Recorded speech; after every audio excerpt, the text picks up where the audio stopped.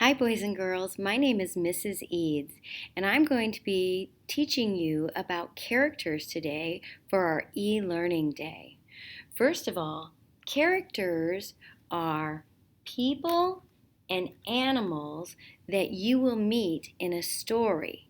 So, one more time, characters are people or animals that you may meet in a story. And I have a story I'm going to read to you today. It's called The Three Little Pigs and the Big Bad Wolf. It is written and illustrated by Glenn Rounds. Whoops. There we go. One morning, a long time ago, an old sow called her three little pigs to her and said, "I have something to tell you. I love you all very much," she went on, "but you are now big enough to go out into the world and make homes for yourselves." So that very day, the three little pigs said goodbye to the old sow and set off down the road. "Build yourselves good, strong homes," the old sow called after them, "and watch out for the big bad wolf."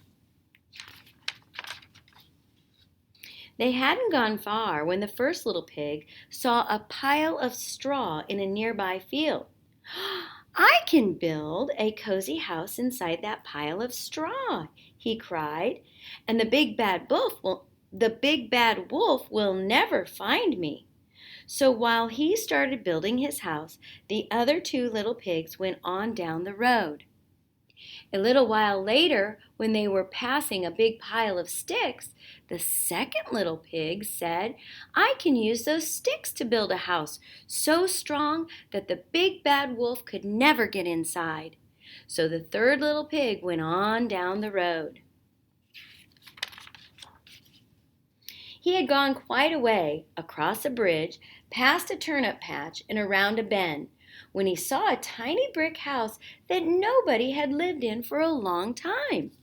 It had a good strong door, and when the little pig went inside, he found there was even a fireplace and a big black kettle on the hearth.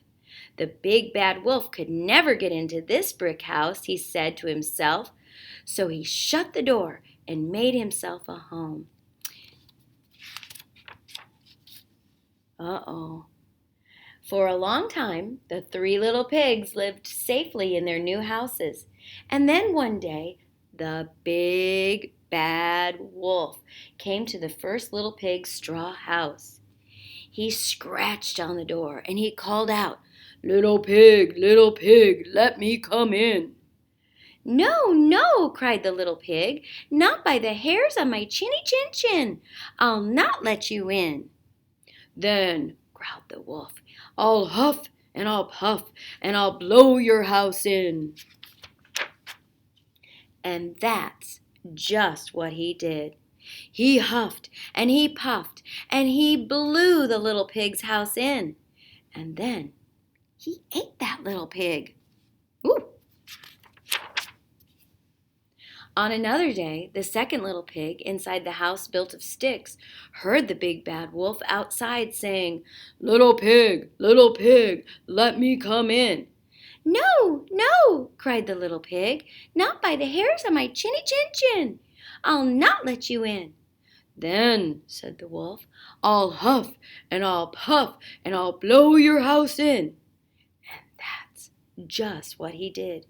He huffed and he puffed and he blew the little pig's house in. And then he ate that little pig. Ooh, my goodness. A few days later, the third little pig looked out of his window and saw the big bad wolf looking in. little pig, said the wolf, "let me come in." "No, no," cried the little pig, "not by the hairs on my chinny chin chin. I'll not let you in." "Then," snarled the wolf, "I'll huff and I'll puff and I'll blow your house in." And that's just what he tried to do. Whoo! He huffed and he puffed and he puffed and he huffed. But no matter how hard he huffed and he puffed, he couldn't blow the little brick house in.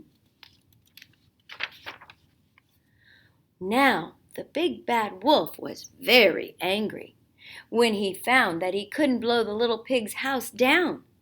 But he put on a big smile and he called out, little pig, I know where there's a field of the sweetest turnips you'll ever taste.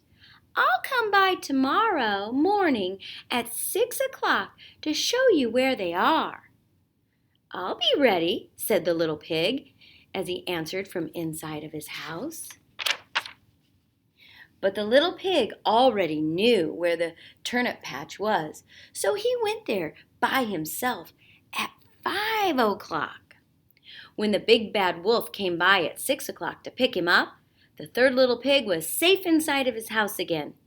The wolf scratched on the door and called, little pig, are you ready? The little pig looked out the window and cried, you're late. I've already been to the field and gotten a nice basket of turnips. The big bad wolf was very, very angry when he found that the little pig had tricked him. But in his sweetest voice, he called out, little pig, there's going to be a fair up on the hill this afternoon. I'll come by for you at 3 o'clock and we'll go together. Fine, cried the little pig. I'll be ready. The little pig knew what the wolf had in mind, so he went up the hill early and had a good time at the fair by himself. But just as he was starting home, he saw the big bad wolf coming up the road, so he jumped into an empty barrel to hide.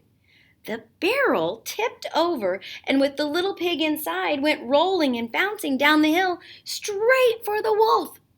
The wolf was so frightened by the strange sight that he ran off through the woods as fast as he could go.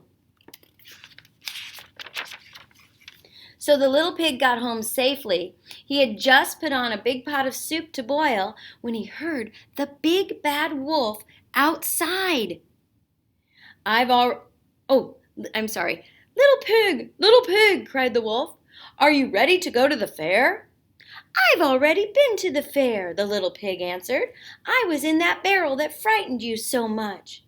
Oh, when the big bad wolf heard that, he was so angry, he jumped onto the roof of the little pig's house and he shouted, I'm tired of your tricks, and now I'm coming down the chimney, and I'm going to eat you up.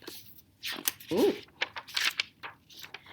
But when the big bad wolf came down the chimney, he fell head first into that big pot of boiling soup. And that night, the little pig had the big bad wolf for supper. And as far as anyone knows, that little pig is still living in his little brick house. All right, boys and girls, now your assignment is to go and on one of your pieces, on a piece of paper or in your e-learning paper, you can draw a picture of the characters that were in this story. Now remember, the characters are people or animals that you meet in a story. I hope you can draw all of them. Take a good look at the book before I say goodbye. Good luck. Have a great day today. Bye-bye.